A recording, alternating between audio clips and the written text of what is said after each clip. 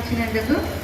అయితే మేము ప్రజల్లో మమేకమై మేము సెల్ఫ్ హెల్ప్ గ్రూప్తో వర్క్ చేయడం జరుగుతుంది సార్. అక్కడ వాళ్ళ పిల్లలు ఏ విధంగా వెళ్తున్నారు ఏంటిది అనేది వాళ్ళ బాధలను కూడా మాతో షేర్ చేసుకోవడం జరుగుతుంది సార్.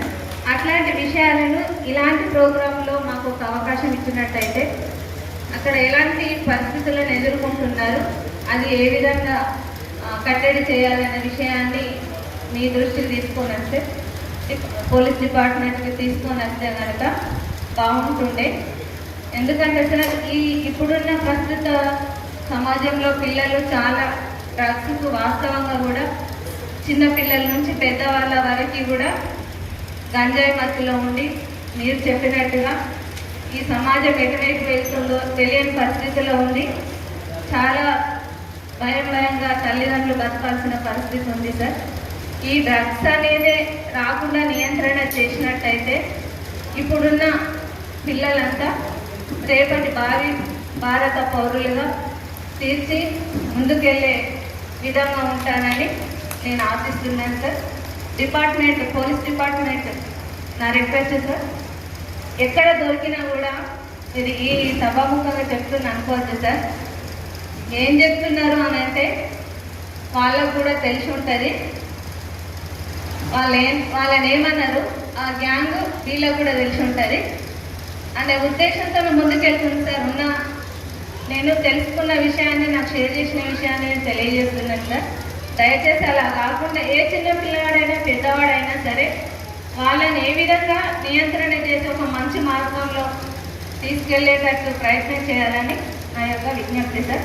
ఈ అవకాశం ఇచ్చినందుకు సార్. ఇక్కడికి మహిళలందరినీ ఇంత ఎత్తున ఎందుకు పిలిపించామని అంటే మాకు ఈ సబ్జెక్టు సిఐసార్ చెప్పడం జరిగింది. ఖచ్చితంగా మీరు ప్రోగ్రామ్స్ అటెండ్ కావాలి. మన ప్రతి ఒక్క పిల్లలు ఏ విధంగా వెళ్తున్నారు, బైక్ తీసుకుంటూ తల్లిదండ్రులు చాలా ఇబ్బంది పెడుతూ బైకులు కొనియమని కానీ, సెల్ ఫోన్స్ కొనియమని కానీ, లేకపోతే నేను చేస్తాను ఏదో రకంగా భయభ్రాంతులను గురి చేసి ఈ బైక్స్ కానీ మొబైల్స్ కానీ తీసుకునేంత వరకు వాళ్ళని ఇబ్బంది పెడుతున్నారు. చాలా తల్లిదండ్రులు బాధపడుతున్నారు సార్. కాబట్టి గంజాయి ఎక్కడైతే ఉంటుందో దొరుకుతుందో ఖచ్చితంగా వాళ్ళని చర్య తీసుకొని ఆ మార్గంలో వెళ్లకుండా చేయాలని నా యొక్క విన్నపం సార్. Thank you sir. మీరు వాళ్ళేదో మాయ మాటలు చెప్పినంత మాత్రాన వాళ్ళకి ఎవరు సపోర్ట్ చేయరు.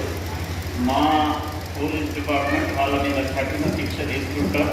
వాళ్ళేదైనా కల్లిగొల్లి కబుర్లు చెప్పి వేరే మాకందరూ తెలుసు అంటే మీరు నమ్మొద్దు.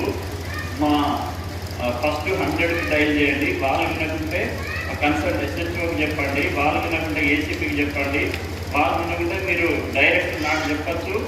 ఈ విషయంలో మన స్టేట్ గవర్నమెంట్ గౌరవ ముఖ్యమంత్రి వర్యులే దీని మీద చాలా స్ట్రిక్ట్గా ఫోకస్ చేస్తున్నారు. కాబట్టి మీరు ఏ రకంగా కూడా ఎవరెవరో చెప్పిన దాన్ని నమ్మొద్దు. ఏ విషయం వచ్చినా మీరు కౌన్సిలింగ్ చేయండి, వాళ్ళని తీర్చిదిద్దండి. మీతోని కాకుంటే మేము కూడా ఇన్వాల్వ్ అవుతాం, కౌన్సిలింగ్ చేద్దాం. మర్యాదను దిగనకుంటే వాళ్ళని బొక్కలేసి చేసే మార్గంలో, క్రమశిక్షణ మార్గంలో తీసుకొద్దాం. థ్యాంక్ యూ అమ్మ, thank you all of you. మీరు ఎవరైనా ఇన్ఫర్మేషన్ ఇచ్చినా మీ పేరు బయటికి ఎక్కడికి రాదు, చాలా గోప్యంగా మీ పేరు ఉంచబడుతుంది. Thank you all of you. మంచి అవార్డుతో పాటు రివార్డు కూడా దాకా మీకేదో పోలీసులు వాళ్ళేదో గంజాయి కాక మేము చెప్తే అయితే అప్పుడంతా లేదు కథ.